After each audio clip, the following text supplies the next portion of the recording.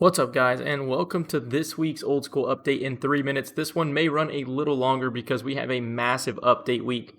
In today's update, we're getting the new fishing boss Tempoross, as well as the 2021 Easter event. First things first, they start out with the XP rates, and you do need at least 35 fishing in order to attempt Tempoross, and they said you can expect roughly 30k fishing XP per hour, even with the base level of 35.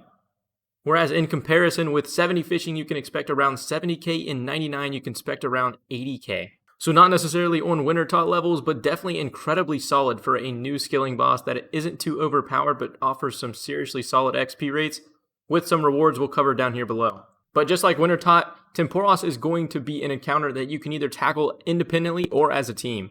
They've also stated they will monitor feedback for the XP/point gains after release, and it will also scale to your team's size. There will also be respective worlds, you can see them right here down below. And if you did not know already, Tempoross will be located off the Spirit Dock in the Ruins of Unkah, which is located in the Caridian Desert right above Menifos and right below the Quarry and Pyramid. And now for the important stats to keep an eye on during the fight. The first one is energy. It behaves like a regenerating armor and is reduced in phase 1. Next up is Essence. It behaves like health and is reduced in phase 2. And then finally Storm Intensity, and this is essentially a phase 1 failure timer.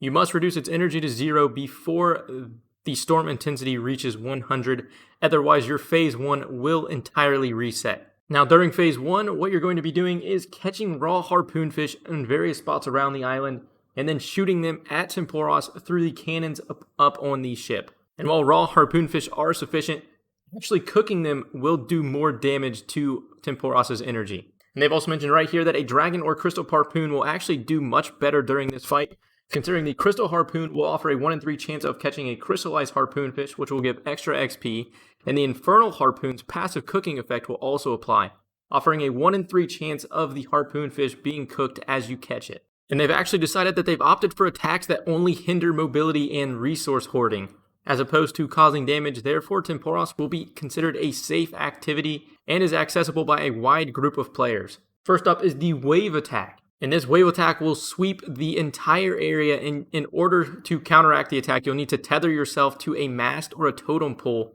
using a rope, otherwise you'll be swept away. If you are knocked away, you will lose some fish and a random tool, being a hammer, rope, or an empty/full bucket.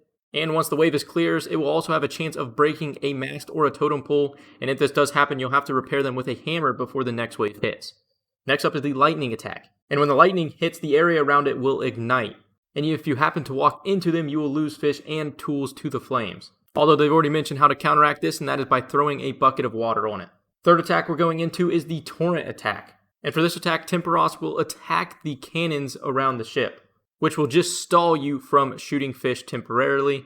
And if you are standing directly beside it, it will also shock you, rendering you unable to move for a few seconds. They've also given us a little highlight of how the Storm Intensity works, and they've essentially said as the intensity gets higher, Tempoross will attack with more frequency, power, and break the mast more often, therefore just making the battle all around more difficult as the Storm Intensity increases. Therefore, these time-delaying tactics and attacks are definitely going to play a massive factor in terms of total kill times.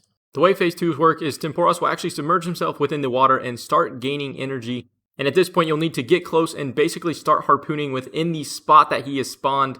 And at this point the goal is to reduce his total essence to 0 before his energy reaches 100%. And if you can't, he will resurface and phase 1 will start once again, but they've noted that it'll take roughly 2 to 3 phase cycles to fully kill him. The way looting is going to work for Tempoross is there actually is going to be a reward pool where you'll need to fish out your rewards. And just like Wintertime, even if the encounter is failed, you will get some rewards, but it will be much lower than if you did successfully kill Tempoross. And they mentioned that these rewards will be protected by a bank pin, and normal and Iron Man accounts can store up to 8,000 reward chances within this pool without having to fish them out, and Ultimate Iron Man can currently have a maximum of 10. You'll receive a selection of noted fish based on your fishing level, plus amounts of other resources such as planks, and the potential for a new casket reward with a selection of useful items. Now moving on to some of the uniques that Tempoross offers. The first one is Spirit Flakes. And these are an untradeable resource that provides a 50% chance of catching an extra fish for no additional XP, and this does also stack with Rada's Blessing.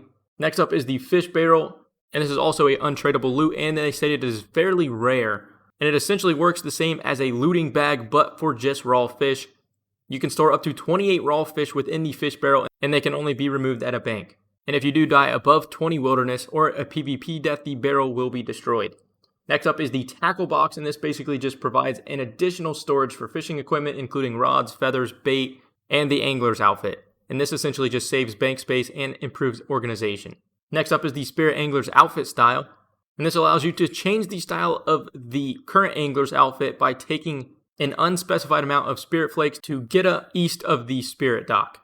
And this doesn't change anything but the current style of the angler's outfit. It doesn't offer any additional bonus XP, and it has the current same stats. But if you do have the full Spirit Angler's outfit equipped, it does save you one inventory spot because it acts as a rope, allowing you to tether to mast and totem poles, and you're also unable to lose the rope whenever a wave hits. Therefore, it just acts as a permanent rope that you cannot lose no matter what. Now moving on to the next reward is the Harpoon Trophy, and this is basically just an untradeable rare reward that requires 66 construction to put and mount in your player-owned house.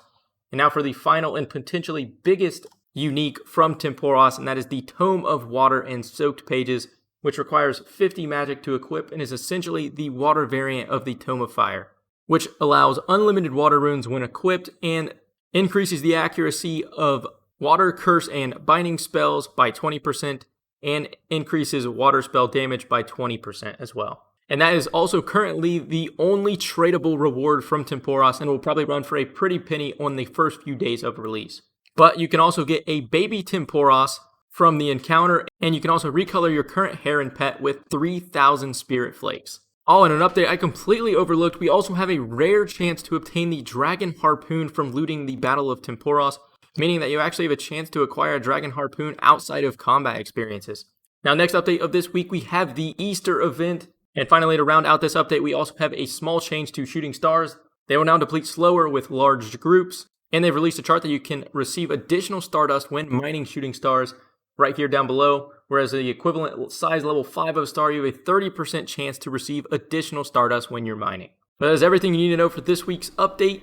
If you did enjoy the video or found it helpful, consider dropping a like or subscribing to the channel. There will be an Easter event guide coming very shortly, as well as some Tempoross loot videos and maybe a potential day 1 guide. And if you're seeing this video before release, just know downtime is expected to be longer than usual, considering the detail necessary for this update.